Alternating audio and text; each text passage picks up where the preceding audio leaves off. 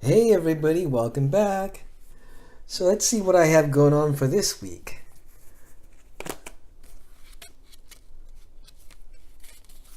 So I finally did the paintings for this. Last a couple of weeks ago I showed the just a pencil line for these paintings. Now I actually finished them. So here's the same drawing of the statue now painted. I gave it a duotone. I use it green and purple. So it looks like there's like a sinister green look. Also like the red for the ruby eyes. Also use a Payne's gray for shading as well, but the most of the colors are just focused on those two colors. And on this one, for example, it's using, I'm not sure the exact colors, but it's the orange and more of the subtle blues rather than like the bright color blues. But in addition, I used white gouache for the effects here, like it's like the magic effect, and also I used colored pencils as well for the some of the shadings on, especially like on the statue.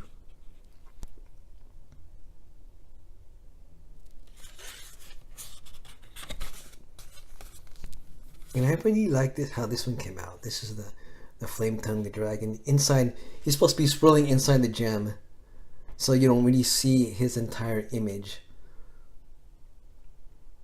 But I tried to keep more of the actual paper white. Well, except for the eyes and the teeth, I actually went over with a gel pen. But especially on the body and over here, you can see I left a lot of the paper white. That's like a lot of the issues I've been having with my previous watercolors. I kind of just like, go over like the whole paper, but I'm trying to make sure to leave some whites for the highlights now instead of always going over it with a gel pen or a gouache. In this one, it's supposed to be the cursed pool, and also again with it.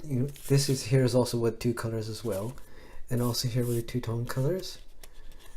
And I did some colored pencil on some of the shadows over here, and adding some of the details. But you can see this is like I left the background. This is supposed to be like a bunch of candles lighting up the background. So I left it kind of like not really detailed on purpose because that's not really the focus. But you can see that I added like the reflections of the candles onto the water. And here's a new one I'm working on. Haven't finished it yet though. It's only on the blue and red pencils. Usually when I work on the pencil work, I'll do like with the colored pencils first. It's actually is not the typical pencils for coloring. It's more for line work. I use the Strathmore pencils for that. And once I get the layout done, then I'll go over with a regular graphite pencil. So this one here is Lareth hiding behind the statue, and the characters they're ascending upstairs. It was like a trapped staircase, but they figured out the trap, so they're walking upstairs, and she's like spying on them. She was hiding behind the statue, and they're going upstairs. So that's the layout of that. And let's go with the regular sketchbook now. And I showed you some of these as well already, but it was only the pencil work again. So I'll just go over the ones that you've seen before. Again, I've added the ink, and most of these are done with a brush pen. Is Harold the Barbarian. There's Lareth using her scrying spell. And this is Lareth's staff. She's communicating with Vidra, the big bad. And this is more of a dry brush effect. Actually, it's kind of an unintentional dry brush effect because when my brush pen runs out of the ink, it's obviously going to give it off more of that dry brush type of effect. But I also refill the ink as well, and then you'll see like the ink work start changing. I use two types of brush pens though. I got a newer one which is like a really thinner brush, and that's from Pentel. Then I also got the Copic brush pen, which I really like. It seems to be a lot more smoother. Here's the statue ink, and you'll see that I used the gel pen to touch up some of the stomach because I think I over inked it, so I put white gel pen. You see this one already? And here's the I'm not sure if no, I don't think I showed this yet. This is a scene of the two of the characters. One is Adrian and Emerald. Adrian is having a piggyback ride on top of Emerald. They're trying to reach for the gem, the eye. See, this is like you're looking from a worm's eye view.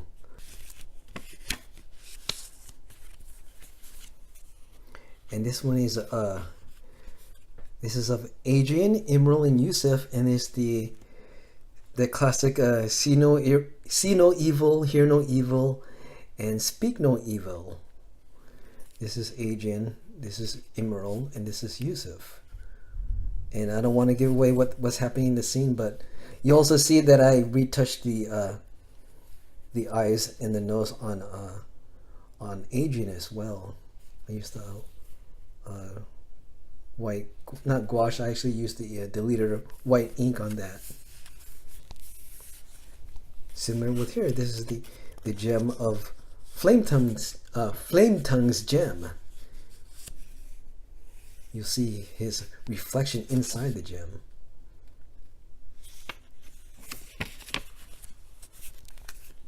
This is of Emerald using Stormeyes his mace to crank open the staircase.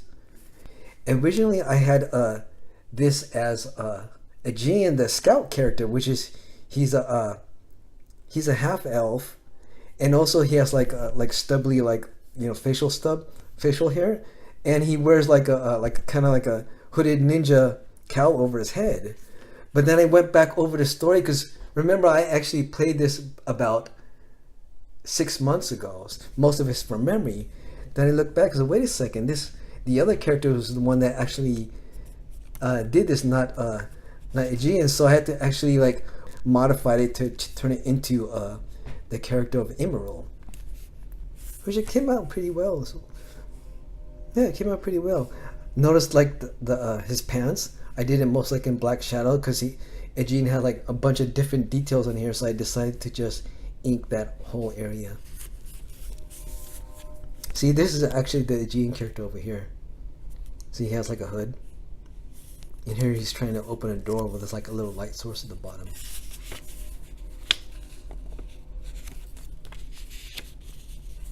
And here's him opening door, and look what's behind it.